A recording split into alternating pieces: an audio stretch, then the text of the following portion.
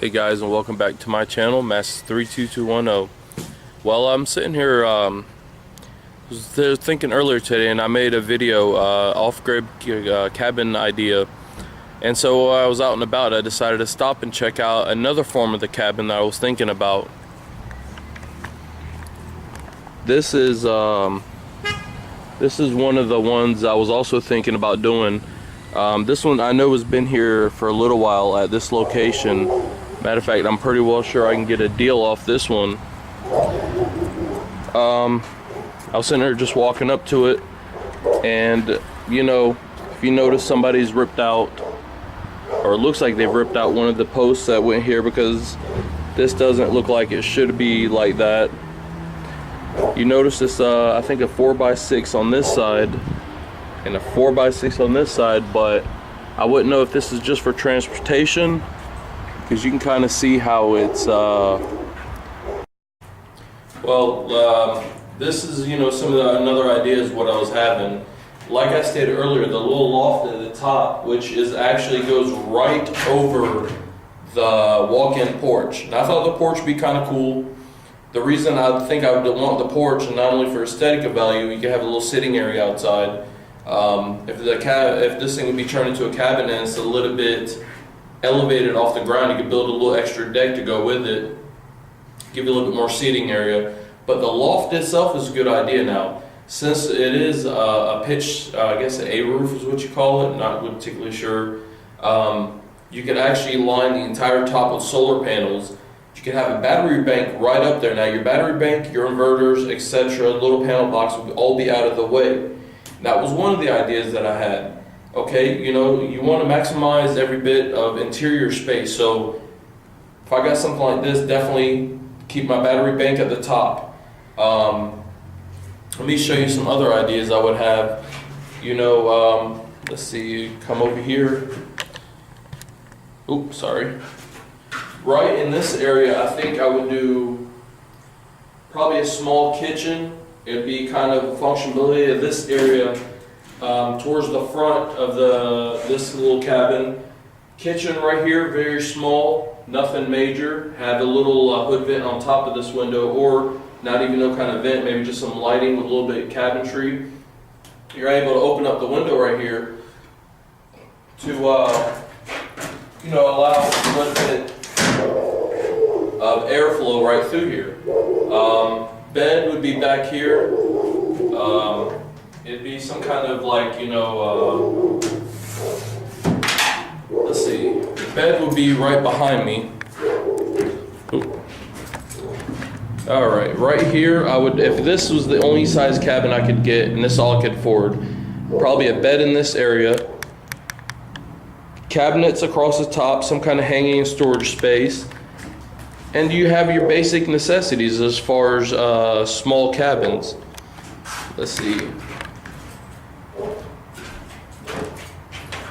You can have a queen size bed so you can sleep comfortably. Cabinetry at the top. I would definitely probably rack a lot of upper cabinets. The only lower cabinets I would have, so it would take up so much room, would be for the little kitchen. And that's really about it. You know, just like my other video I just posted earlier today, it would rain gutters both sides, solar panels at the top of the roof. I would have a 750-gallon sewage holding tank for the toilet alone. That's something else I forgot to bring up.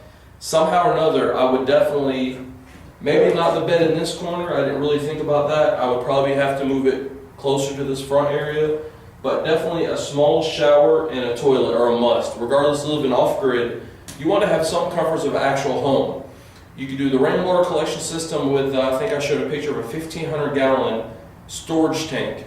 Now you have fresh water that could run the sink and the shower. You could use it for the toilet. The sinks and the sink and the shower, you run the tank to just a gray water holding area. Since it's only basically just dirty water, still could be reused into for a garden or flower beds, or it could be reused for something else. So, you know, after we use it for our main purpose. Now, the sewage is the one thing I would definitely, yes, it's not going to be completely off grid, but I wouldn't want to add a septic to the property, because now you're talking about pulling the permits and raising the property value up. and that also indicates to other people that you have something going on there. So to stay incognito, 750 gallon sewage holding tank. I just happen to know people who pump these tanks out, so it wouldn't cost me, I think they told me, like 40 to 75 bucks max to suck out a 75 gallon tank. And you think about it, if you only have a toilet on there, there's only say 2 people living in a cabin like this size, how often are you going to have to pump that tank out? These are just some of my ideas. Definitely LED lighting across the top. There would be mostly 110 volt system running off an inverter, 12 volt plugs and outlets, so you can have the functionality of using the 12 volt setup off your solar. LED lighting, maybe even under counter lights, all LED. Try to use the least amount of power. Possibly, definitely a generator somewhere hidden behind the camper to replenish the bank, the battery bank, in case of cloudy days, which we do get those here in Florida a lot. Even maybe possibly a small simple AC unit in the wall that's somehow wired up to run off the generator only. It is possible to run it off a solar setup, but how long is the question? Well guys, let me see if I can show you a quick tour around the rest of this little thing. It ain't really much here. Let's see, back it up. I'm sorry guys, I have a real tight lens on this camera. But you see it's just basic door. You got a window right there in the front, and for cross ventilation you got one window there and one here. Let's see if we can check out anything else on it that's out here. Alright guys, this is another one of the little cabins. Only difference is, instead of having the porch facing the front, this is a sideways little one. And I don't believe this is the biggest one they offer. I think the biggest one they offer is up to 40 foot long. Whoa, we're gonna mad wasp's nest. Alright. Now this is, like I was saying earlier, now looking at the loft, like this one has the double lofts in there. And now kind of looking at this, you know, it kind of is saying, well, maybe have a loft. You could have a bed up there easily. Put a bed up here. Now you freed up all this space. You're able to also come out, build a small bathroom, or a shower, a bathroom with a shower toilet. You can still have like a little mini or actually, matter of fact, since the wall would be, I'd say at least right there at this stud, you could also still have a little small kitchen right here. You have a kitchen, bathroom.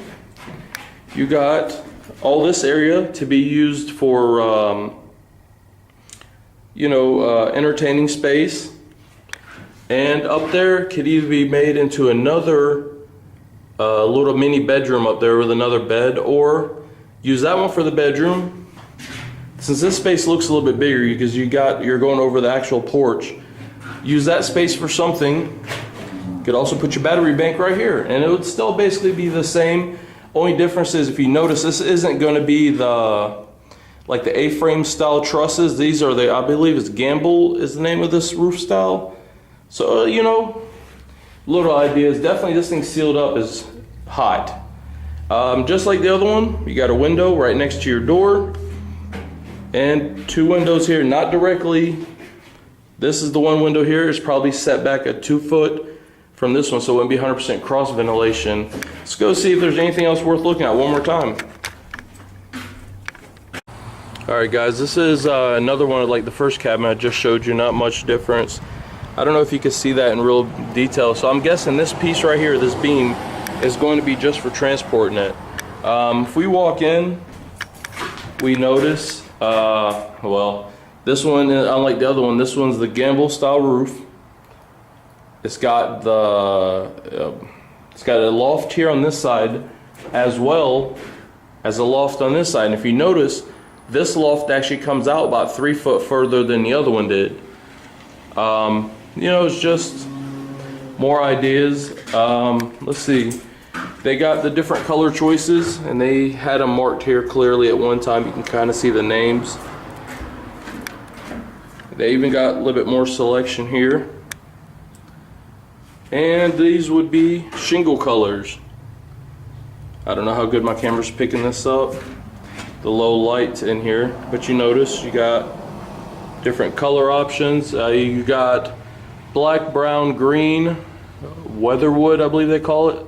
Cedar and gray is what they're saying. Well, guys, I hope you liked some of these videos. I have been definitely thinking more about going off the grid, especially more as a retirement style property. You figure somebody off Social Security right now is making an average of $700–800. Well, say that they're making it okay, but come property tax time, that they're not really making it as much, because now they're coming up to say average. I believe in Florida, you're gonna pay between $1,000 and $1,500 for an average property. Now, do you want that kind of burden on top of light bills, water bills, etc.? Well, I'm also thinking about my future here, so I don't know. It's something definitely I'm looking into. I'm looking into purchasing at least 1 acre to 3 acres of land. I definitely want it out in the middle of nowhere. Why not? Don't have neighbors. Don't bother with getting into their issues or them getting into yours. Well, guys, hey, please rate, subscribe, and thumbs up. Thank you.